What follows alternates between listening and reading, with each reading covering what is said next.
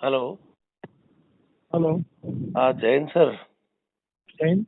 ये कमांडर साहब, ब्रिगेडियर साहब, हम्म। उनके पिताजी ने आपको बताया भी, वे उनका बच्चा परेशान है और वो ऐसी स्थिति में है कि यूनिट में जाएगा नहीं और कुछ कर लेगा। हम्म।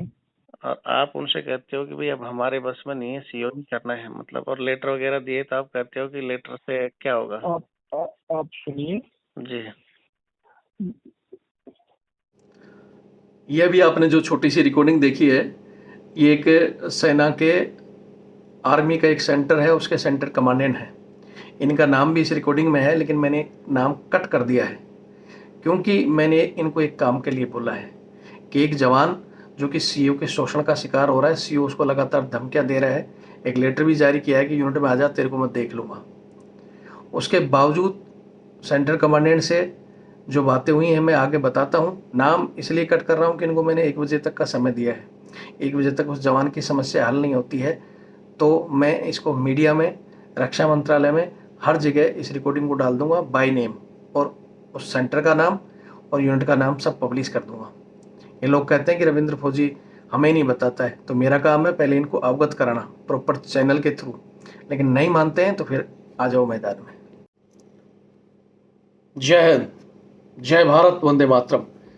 मैं रविंद्र फौजी आज के इस वीडियो के माध्यम से मैं 2 संदेश देना चाहता हूं और दोनों ही इम्पोर्टेंट संदेश हैं मेरे लिए भी और मेरे से जुड़े हुए सभी लोगों के लिए भी। पहला एक इम्पोर्टेंट, जो कि हमारे 2 लाख युवा साथी और उनके परिवारों का मसला जो कि सुप्रीम कोर्ट में पेंडिंग है, जिसकी आज 10 बजे सुनवाई होनी थी। अब सुनवाई होगी या नहीं होगी? नहीं होगी तो क्यों नहीं होगी? अगर हो सकती है तो उसमें क्या हमें प्रक्रिया करनी पड़ेगी, इसकी अपडेट मैं इस वीडियो के माध्यम से दूंगा। मैं चाहूँगा कि इस वीडियो को आप पूरा देखें और सभी भाइयों तक शेयर कर दें, ताकि जो भी ये आर्मी एग्ज़ाम, एयरफोर्स ज्वाइनिंग या जो भी पुरानी भर्तियों से रिलेटेड जो भी लोग हैं वो कॉल नहीं करके इस वीडियो में सारी चीज़ें समझ लें। उससे पहले एक और इम्पोर्टेंट मैटर जो मेरे पास आया है वो मेरे जवान साथियों के लिए, जो हमारे सैनिक हैं उनके लिए बहुत इम्पोर्टेंट है। जो भी हमारे फौजी भाई हैं, चाहे वो सेना और पैरामिलिट्री फोर्स। आज एक बंदा, अभी आपने 2 दिन पहले ही देखा होगा, सीआरपीएफ का एक जवान नरेश के साथ क्या घटना घटी है, जिसने 18 घंटे अपने आप को रोका और उसने कैसे कैसे बताया कि अधिकारियों की तानाशाही का वो शिकार हुआ है। और अब उनके अधिकारी, जब बंदे ने अपनी जीवन लीला समाप्त कर ली तो उसके बाद में अब उसको सारी घोषणाएं भी होगी, सारी मांग भी मांग रहे हैं और उन दोषी अफसरों पर कार्रवाई भी हो रही है। लेकिन ये कार्रवाई कब होती है? जब बंदा चला जाता है। सैम, आज मेरे पास केस आया है आर्मी का। एक आर्मी का जवान है जो भी नायक है। मैं आज फिलहाल उसका नाम इसलिए नहीं बता रहा हूँ क्योंकि ये फिर लोग कहते हैं कि मीडिया में क्यों गए, आपने यूनिट का नाम बदनाम किया, फलाना ढिकड़ा। एक नायक हैं, उनके सेंटर कमांडेंट से मेरी अभी सुबह सुबह ही बात हुई है। और जब मैंने वो बातें रिकॉर्ड करना शुरू की, लगभग 1 मिनट ही बात हो पाई और मेरा जैसे उन्होंने नाम सुना, जब मैंने बताना शुरू किया तो उन्होंने फ़ोन काट दिया। लेकिन मैंने उनको मोटी मोटी बातें बता दी कि भाई आपके जो नायक हैं और जो बोल रहे हैं कि उनकी ज़बरदस्ती उनको भेजा जा रहा है, उनकी यूनिट जो कि फील्ड में है, और उनकी यूनिट के सीओ ने उसको धमकी दे रखी थी। वो काफ़ी दिन से बंदा स्ट्रगल कर रहा है, पूरी समस्याओं को झेल रहा है, अपना माँ बाप का इकलौता लड़का है। और यहाँ तक कि उसके पिताजी ने, जहाँ वो प्रेजेंट है, अभी उसके सीओ से भी बातें की, सेंटर कमांडेंट से भी बातें की। वो रिकॉर्डिंग मेरे पास रखी हुई है। यहाँ मैं क्लियर कर दूं कि मैंने कमांडेंट साहब को समय दिया है कि अगर आज उसकी समस्या हल नहीं होती है तो 1 बजे बाद मैं वो पूरी की पूरी रिकॉर्डिंग मीडिया को दे दूंगा और मेरे इस चैनल में भी डाल दूंगा। उस रिकॉर्डिंग के जो मेन तथ्य मैं आपको बता देता हूँ। जैसे मैंने बताया कि वो नायक साहब हैं, अपने माँ बाप के इकलौते बच्चे हैं और उनके एक बच्चा है जिसके दिल में छेद है और जिसके इलाज के लिए उन्होंने पीस में पोस्टिंग ले रखी थी। और कुछ सीओ से अनबन होने की वजह से सीओ काफ़ी दिन से उसको लगातार यूनिट में बुलाने की कोशिश कर रहा है, टेलीफोन कनेक्शन करके। उसके मैं कुछ वीडियो पहले भी डाला था और उस वीडियो से उसकी लगभग 5-6 महीने कुछ चीज़ें निकल गई हैं। अब बात यह है कि अब वो फिर लगातार उसको परेशान कर रहा है। उसको 6 महीने पहले लेटर भी दिया था कि जो तूने करना है कर ले, तू यूनिट में आ जा, यहाँ फील्ड है और तेरे को बताता हूँ कि तेरे साथ हम क्या कर सकते हैं। यानी सीधी सीधी उसको धमकी कि यूनिट में आ जाएगा तो तेरे को मरवा भी सकते हैं। अब इस विषय में जब उसके पिताजी ने उसको कॉल किया परेशान होकर सीओ को, वो सीओ तो उठाता नहीं है, वो फील्ड में बैठा है, बहाना है उसके पास, कभी जेएसओ से बात कराएगा कभी किसी से।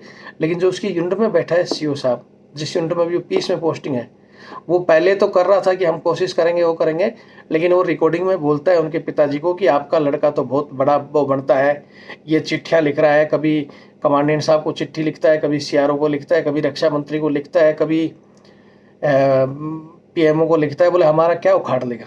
ये शब्द हैं सेना के अधिकारियों के कि रक्षा मंत्रालय क्या कर सकता है, आपको पता है चिट्ठियों से कुछ नहीं होता। ये शब्द उसकी यूनिट के सीओ कहते हैं कि ये, या आप उस सीओ से माफ़ी मांगो, करेगा तो वही सीओ करेगा। अब वो माफ़ी मांगने के लिए मैंने ये भी कहा कि भाई तुम्हारी मजबूरी है, तुम ठीक है एडजस्ट कर लो, बात कर लो, लेकिन वो फ़ोन नहीं उठाता है। मैंने भी 6 महीने पहले एक बार बात की थी, तब वो थोड़ा सा शांत हुआ था, लेकिन अब वो फील्ड में फ़ोन नहीं उठाता किसी का भी।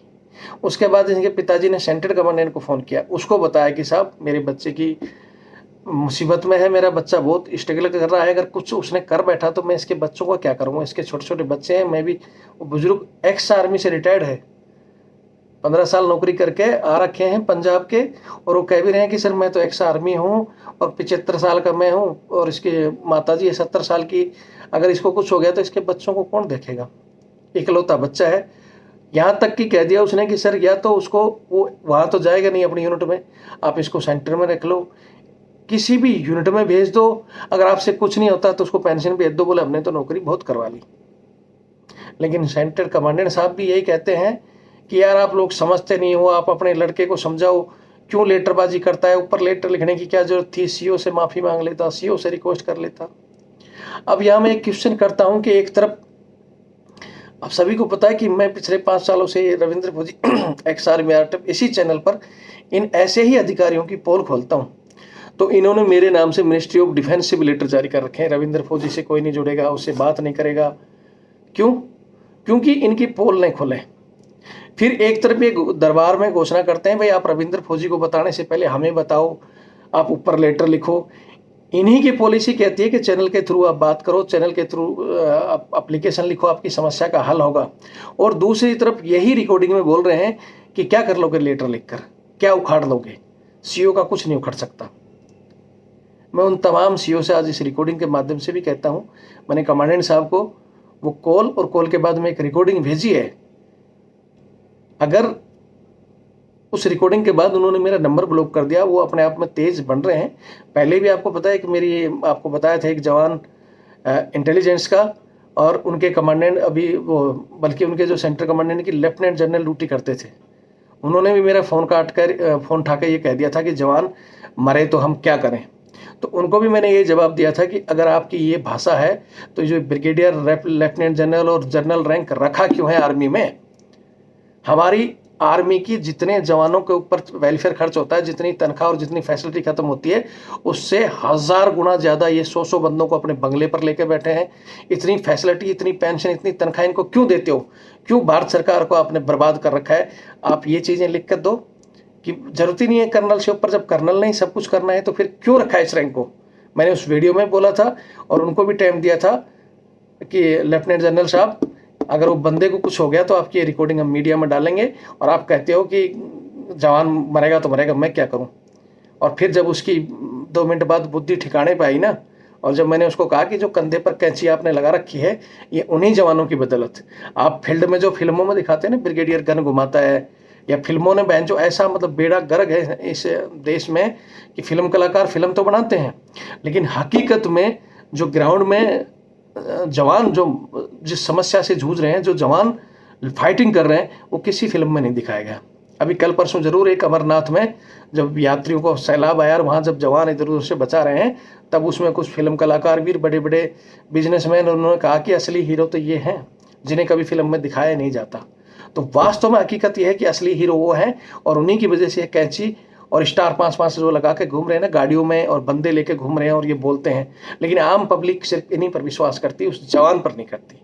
साला वो जवान अपना टेलीफोन यूज नहीं कर सकता, जवान अपने घर पर बात नहीं कर सकता, समय पर छुट्टी नहीं काट सकता, सिर्फ इनकी अय्यासियों की वजह से। हजारों जवान इनकी पार्टियों में रात भर वेटिंग करते हैं।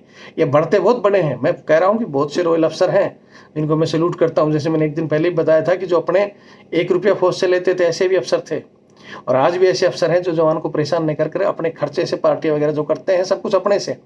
लेकिन ऐसे भी आरामखोर हैं जो रात भर जवान को 12-1 बजे तक पार्टियों में खड़ा करते हैं, अपने कुत्ते बिल्ली और मैडम बच्चों के कपड़े तक धुलवाते हैं, और फिर ये नहीं कि रात को 12 बजे तक जवान खाना में उनके वार्स मैच में आते हैं। इनकी औकात नहीं है कि वो उसी पार्टी में से, अगर बर्थडे पार्टी है या मैडम का सालगिरह है, कि जवान को भी एक रसगुल्ला भी दे दें, वो भी औकात नहीं है इनकी। ऐसे गए गुजरे लोग हैं, और फिर ये बढ़ते हैं फ्यूल में, ऐसे दिखाते हैं कि पता नहीं क्या हो गए हम। तो मेरा सिर्फ कहने का मतलब यही है कि जो असली हीरो है देश, उसको पहचाने।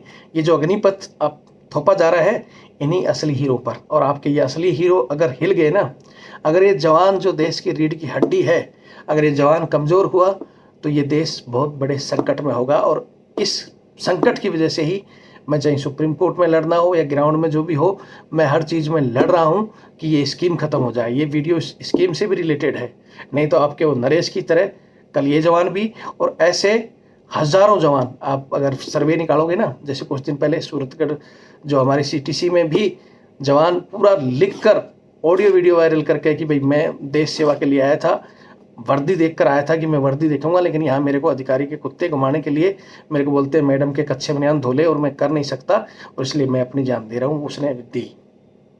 क्या हुआ आज उनके? ये सिर्फ कोर्ट ऑफ इंक्वायरी के नाम पर सालों निकाल देंगे केस, फिर बोल देते हैं कोई जाओ तो AFT में चले जाओ, वहाँ सालों निकल जाती है।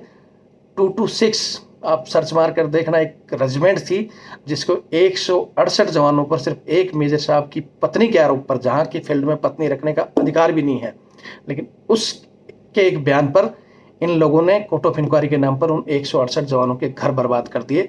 उन लोगों को कोर्ट मार्शल कर दिया, उनमें से 56 जवानों को जेल में डाल दिया था।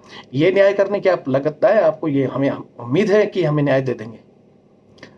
इसलिए आज इस वीडियो को बनाने का मकसद इतना ही था कि आप युवा इसको ज़्यादा से ज़्यादा शेयर करके, ताकि उस कमांडेंट तक ये चीज़ें पहुंच जाए, और ख़ासकर मेरे से जुड़े जो हमारे आर्मी के बंदे हैं वो ज़रूर पहुंचा देना। और उस कमांडेंट को इस वीडियो के जरिए कहता हूं कि अगर आपने 12 बजे तक हल नहीं किया तो फिर मैं मीडिया में भी डालूंगा। फिर जो लेटर जारी करते हो ना, रविंद्र फौजी फौज को बदनाम करता है, फौज को बदनाम नहीं, मैंने कभी भी नहीं कहा कि इंडियन आर्मी ख़राब है। मेरी खुद 3 पीढ़ियाँ इसी फौज का नमक खा रही हैं, और मैं भी खुद फौज की पेंशन ले रहा हूँ। लेकिन रविंद्र फौजी जो हकीकत होता है वही कहता है, और मैं किसी भी कर्नल जनरल के बाप के घर से पेमेंट नहीं ले रहा हूँ। मैंने अपनी ड्यूटी की है, 17 साल देश सेवा की है, और उस देश सेवा की पेंशन ले रहा हूँ। और अगर कोई इसमें किसी नेता को या किसी भी अधिकारी को चुभ रही है तो पहले इनसे पूछो कि 4-4 साल में, 5-5 साल में कौन से कद्दू में तीर मार रहे हैं, जो 1.5-1.5, 2-2 लाख पेंशन ले रहे हैं। हमारी तो पेंशन है ही क्या? हमें मिलता ही कितना है? जितनी हमने सर्विस, जितनी हमने हमारा शरीर कंडम कर दिया, वहाँ 17 साल में ऐसे ऐसे जगह में घूमकर हमारे बहुत से भाई अपंग होकर आगे, हाथ पैर कटा कर आगे, क्या मिल रहा है उनको? लेकिन ये देश इस चीज़ को नहीं सोचेगा। मैं इस देश से इस वीडियो के माध्यम से फिर अपील करता हूँ कि भाई एक तो इस अग्निपथ स्कीम को लौटा दो वापस, जवानों को उनका हक दे दो, नहीं तो भविष्य में, मैंने पहले भी कहा था, आज भी कह रहा हूँ, 4 और 4 8 साल बाद में आपको रविंद्र फौजी के ये वीडियो चलते रहेंगे। पता नहीं हम रहे ना रहे, लेकिन ये देश रहेगा, और आपको याद आएगा कि हाँ, आज हम अगर उस जवान की उस दिन बात सुन लेते तो हमारे देश के हालात ऐसे ना होते। कैसे होंगे? बहुत बुरे हालात होंगे, मैं बता दूंगा आपको समय रहते। तो मैं एक बार फिर अपील करूंगा, अग्निपथ जो ये योजना है, सरकार इस पर पुनर्विचार करे। सरकार को गलत गाइड किया जा रहा है इन चंद एक अधिकारियों के द्वारा, जो सिर्फ जवानों को गुलाम बने के नए नए तरीके ढूंढते। जैसे पहले अंग्रेज ढूंढते थे ना, 1857 में जब एक बार सैनिक विद्रोह हुआ था तो अंग्रेजों ने स्कीम ढूंढी थी कि सैनिकों के ऊपर उस समय के ऐसे ऐसे रूल थोपे गए थे कि इनको टॉर्चर करना, फलाना करना। वही कानून आज तक सेना में चल रहे हैं। हमारे 1915 में सिर्फ कुछ अमेंडमेंट हुआ था, कुछ चेंजमेंट हुआ था, उसके बाद आज तक कोई अधिनियम नहीं हुआ। और अब एक बार फिर अग्निपथ के तहत ये ऐसे नियम जो अंग्रेजों ने भी नहीं बनाए वो बना देंगे, सेना इतनी बड़ी एक गुलामी के उसमें जकड़ जाएगी। जवान जो आज हमारे जैसे बहादुर जवान, अंदर भी हम लड़ाई करते थे, पूछ लेना किसी से भी, बाहर आके भी कर रहे हैं, बहुत से बंदे हैं जो करते हैं, लेकिन इसके बाद में सबका मुंह बंद कर दिया जाएगा, क्योंकि इनके पास टारगेट रहेगा, जो बोलेगा जाओ बाहर, 4 साल नहीं पहले ही बाहर कर देंगे। इसलिए फिर मैं चाहता हूँ कि हमारे जो जज महोदय वो भी इस चीज़ को सुने और जो हमने जो याचिका दायर की है उस पर हमारा सही फैसला दें। एक बार फिर, अब ये वीडियो लंबा हो जाएगा। मैंने जो बात बताई थी कि मैं जो बताना चाहता हूँ हमारे युवाओं को, मैंने कल लाइव में भी बता दिया था। हमारी जो सुनवाई आज 10 बजे पहली सुनवाई एक जो टीओडी की थी और दूसरा नंबर हमारा 10:30 बजे नंबर आ जाना था। लेकिन अब हमारे जो सुनवाई करने वाले जज साहब, जिनकी तबीयत कल ही मतलब ख़राब हुई है और उन्होंने 5 बजे तक लग रहा था कि वो आ जाएंगे, ज़्यादा सीरियस नहीं है, लेकिन वो घर जाने के बाद में हो सकता है तबीयत ज़्यादा ख़राब हुई है या क्या समस्या आई है उस वजह से कि भाई वो नहीं आ पाएंगे। बोपन्ना साहब बैठेंगे। मैंने जैसे कल भी बताया था, हमारे पास ऑप्शन है, हम एक अर्जी लगाकर सुनवाई आज या संडे को भी करवा सकते हैं दूसरे जज से। लेकिन जो सभी का कहना है, जो हमारे जैसे सीनियर एडवोकेट शुक्ला जी अभी हमारे साथ जुड़ चुके हैं, और जो शुक्ला जी हैं इलाहाबाद हाई कोर्ट के पूर्व न्यायाधीश रह चुके हैं, और उनसे हम 11 बजे चर्चा करेंगे। और उन सब का, हमारे वकीलों का और बहुत से लोगों का कहना है कि वे चंद्रचूड़ सिंह जी जो निर्णय करते हैं निष्पक्ष और बिल्कुल ईमानदार छवि के जज हैं। मतलब बाकी पर भी हमें 99.99 भरोसा है, लेकिन इन पर 100% उम्मीद है। मैंने बहुत दुआ की, पता नहीं भगवान ने कैसे सुना, इनको हमारे केस में लगा दिया गया। और भी हमारी कड़ियाँ, जैसे उसके बाद हमारे पास ये न्यायाधीश महोदय तैयार हुए केस के लिए, इसलिए हमारा केस मजबूत होते जा रहा था। लेकिन अब जो ये बीमार हुए हैं, अब भगवान की क्या इच्छा है, भगवान से कोई टकरा नहीं सकता। हम मोदी जी से लड़ सकते हैं, राजनाथ जी से लड़ सकते हैं, सरकार से लड़ सकते हैं, जब तक हमारे अंदर दम है और जान है। लेकिन जब ऊपर वाला चाहता है तो उसके खिलाफ कोई नहीं लड़ सकता। वो उसकी बोलते ना, आवाज़, लाठी में आवाज़ नहीं होती, लेकिन पड़ती है तो बहुत मजबूत पड़ती है। अगर हम सच्चे हैं, हमारी बात सच्ची है, तो वो कोई नया रास्ता दिखा रहा है हमें, या हो सकता है सोमवार को ठीक होकर आएँ और उनके मन में और अच्छे विचार आएँ और हमें सही फैसला मिले। तो अगर सोमवार तक का हम, मतलब आज 11 बजे हम डिसीजन लेंगे, उनकी स्वास्थ्य के बारे में जानकारी लेंगे कि भाई वो ठीक हुए हैं या नहीं हुए हैं, या कितनी जल्दी रिकवर होने की चांस है। अगर हमें ये लगता है कि वो सोमवार को आ जाएंगे, मंगलवार तक आते हैं, तो हम उनका इंतज़ार करेंगे। अगर डिले होते हैं तो फिर जो कानूनी प्रक्रिया के तहत हम अपनी अर्जी लगाकर, और फिर जो बोपन्ना साहब तो हैं ही, उनके साथ एक और जज बैठेंगे और वो बैच हमारी सुनवाई करेगी। किसी को घबराने की जरूरत नहीं है, इसमें कोई सरकार का इंटरफेयर, या बहुत लोग बोल रहे हैं, ऐसा कुछ नहीं है, हकीकत ये है। और फिर भी 11 बजे जो भी आगे की अपडेट होगी मैं आपको दे दूंगा कि हम आगे क्या कर रहे हैं।